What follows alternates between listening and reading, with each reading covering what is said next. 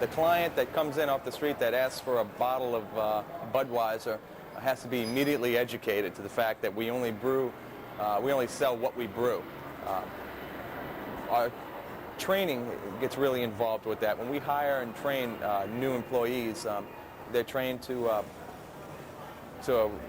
welcome the guests and to also tell them that we are a microbrewery and we do brew our own beers. And we also push the beers very hard, more than any other alcoholic beverage. I understand that this was a fur warehouse, and we actually had to gut this place out, incredibly gut this place out, and we had to have a lot of vision to be able to see exactly what we were going to create here. And it took a lot of man hours and a lot of dollars to be able to do that. This is probably one of the most glamorous brew pubs in the country. Most of them are much more casual. We do about 90% tourist trade because we're in the French Quarter area and we're mostly tourist oriented, although we're getting more and more name recognition because of our uniqueness.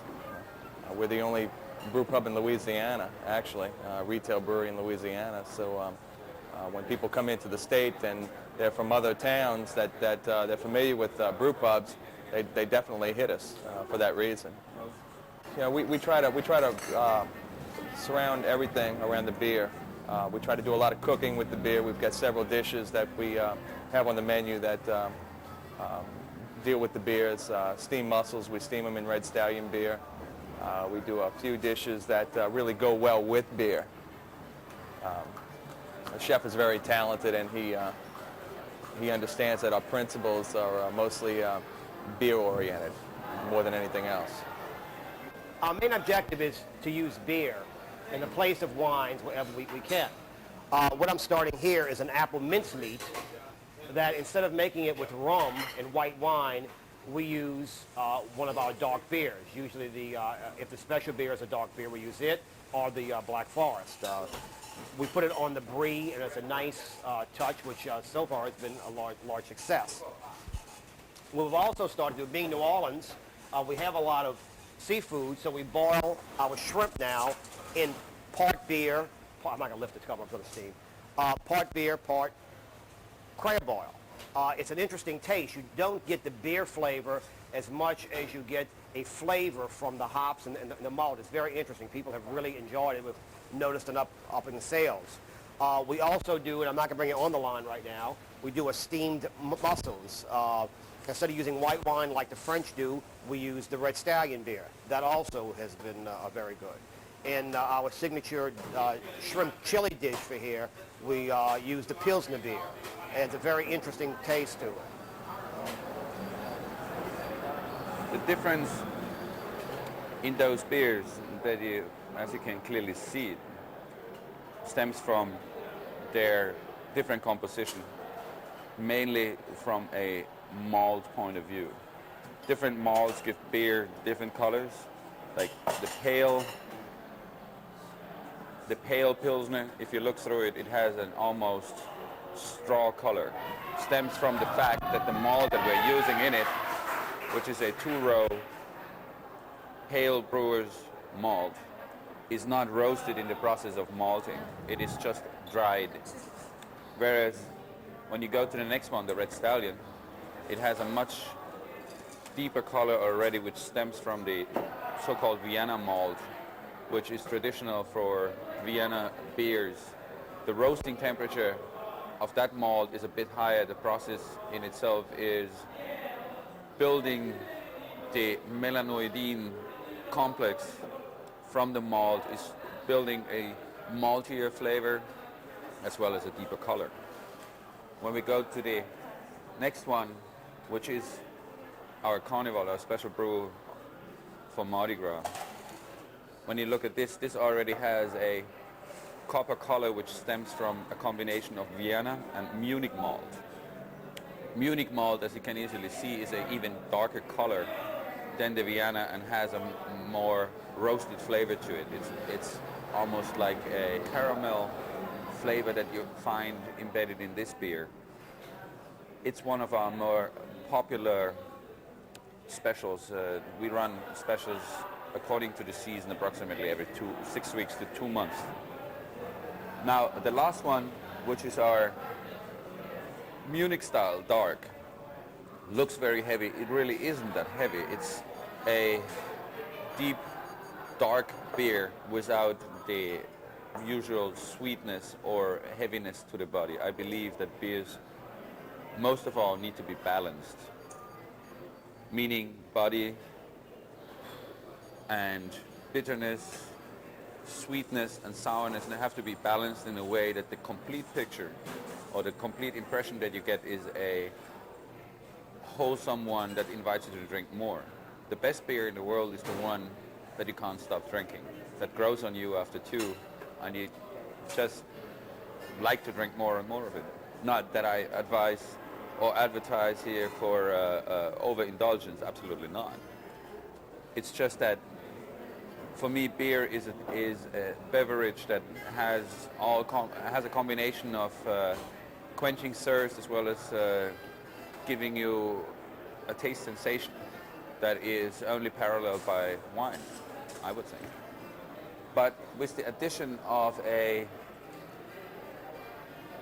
very, very healthy composition of sugars, maltose, carbohydrates, which are a good source of energy, as well as proteins that are easily absorbed by the body. Therefore, beer for breakfast, lunch, and dinner, and afterwards. Cheers.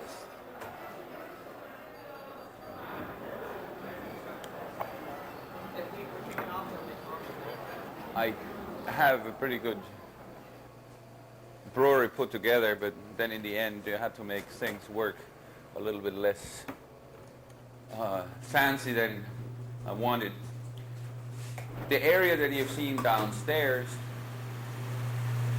comprises, to what I say, the show area of the brewery. My idea was to build a brewery that was, was accessible for the consumer, meaning you sit at the bar, you can see the brew house, and you can see fermentation tanks on top. And so a type of built-in brewery tour without having to get up from your chair. Up here, the logistic problems of a building in the French Quarter are obvious. You want to use most of your retail space for retailing and not for brewing beer. So I put a cellar, if you want, on the third floor, overlooking the Mississippi.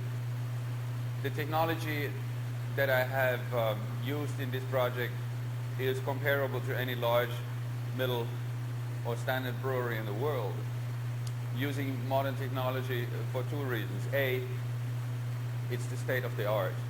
B, it enables me to do a scientific job without having to do all the hand-on cleaning chores that all the microbreweries are settled with because they're saving money in the wrong areas. I believe a brewmaster needs some freedom to be creative, needs some freedom to be doing things that are more important than cleaning. Therefore, the brewery that you see here is, with maybe one or two exceptions, the most modern in the United States for a microbrewery. Unitank system, computerized brew house, everything can be handled by one man only. It's work, it's a lot of work, but it can be done. What you see here are unitanks, called unitank for a system of fermentation maturation that really has only existed for about 20 years. My professor in Berlin was the first one to develop this new system which combines a fermentation and maturation in one tank. That's why you have a conical bottom to the tank, so the yeast settles out. We draw the yeast off the beer, or we draw it out of the beer as to avoid negative side effects of yeast decaying. It saves us one step in the process, and the worst thing for beer after fermentation is to be getting in contact with air, to be handled by a pump. Therefore, it is a still three-step system, but in two separate tanks instead of three or four as it used to be done. My raw materials, and this is the beauty of the microbrewing industry, are the best available. Large breweries, if they have 1% more or 1% less yield, mean millions of dollars per year. For us, we have the luxury of not having to worry about yield as much, because quality for us is the paramount and should be the paramount consideration. For me, this is a dream come true, because I have been working in large breweries where the type of beer you made was not determined by the brewmaster anymore. Here, I'm the master, the brewmaster, my quality controller, I'm my own boss, and I'm doing exactly what I want. And the most amazing thing about it is the American public accepts beer that I didn't think they would like. Hoppy Pilsner, full-bodied lagers that nobody else seems to produce except the microbrewing industry in this country. Therefore, the renaissance of beer has begun. Let's work on it. From fermentation and maturation tanks, the uni-tanks, we filter not all of our beers, but most beers. It seems that the preference is to filtered beers.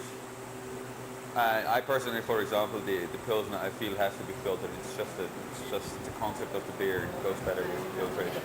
Sometimes we do unfiltered beers, but what I mean to say is from fermentation and maturation after 4 to 6 weeks, we come into these tanks, which are the so-called tax determination tanks or dispensing tanks. From here you have a straight connection to the towers, the beer tabs on the second and ground floor with a chilled, you have a glycol mixture going alongside it, so we are preserving the temperature of the beer over the more than 100 feet of beer lines in the building, which is important, A, for being able to dispense it without foaming over, B, to guarantee the temperature of the beer at the desired rate, which is about 45 degrees, and to make sure beer stays good in the line, because if it warms up it becomes subject to spottage.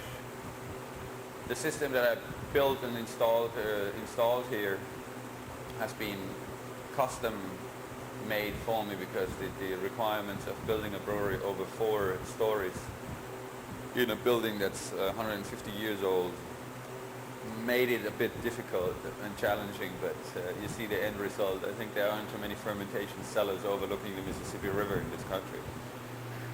To make this possible, we had to change the Tight House law on a state level. We did have to change 2 ordinances and a zoning law in the French Quarter, because the reaction to my initial request to build a what in the French Quarter? A brewery, as you can see, there was a brewery across the street which was about 6 city blocks long, with the subsequential and involved industry, trucks, noise, smell, industry in other words. So the perception of the city fathers of a brewery in the French Quarter went along those lines. Of course, many examples set in other states and other cities here in the United States documented quite well that brewing on that scale is as industrial as a neighborhood bakery, probably. And the argument along those lines and the documentation swung their opinion in our favor, and they made it possible, and ever since we've had an excellent relationship with the city of New Orleans. Paperwork is a bit heavier on the federal side. The Bureau of Alcohol, Tobacco and Firearms requires you to file monthly production reports, as well as twice monthly excise tax. But I understand they're in the process of easing that a bit by making it quarterly production reports. As you can imagine, with somebody like myself who's doing 1,050 barrels a year, quarterly reports are quite sufficient. And my TDD tank room or tax determination tanks are accessible for them whenever they want. They never come around. I really have no problems with bureaucracy whatsoever. The opposite, they're very helpful. This is where the brewmaster hangs out when he has a chance. You know, this is one of the nicest things about this. Look at this view. Isn't that gorgeous? I simply love it. We are involved in every association that is known to man with microbreweries. The brewmaster is a leader in his field. I think he spoke last year at the Microbrewers Conference, and he was instrumental in bringing it to New Orleans this year, '93. So we're going to be hosting the 1993 Microbreweries convention here. I think that people come to New Orleans to have fun, for the food, for the drink, and the excitement. I think we're a good chemistry for New Orleans. It goes hand in hand. Beer is an exciting thing to be able to brew our own, and people, they appreciate the quality product, and anybody can pour a shot out of a bottle. It takes a little bit more to be able to create a product like we create here. We're very proud of it.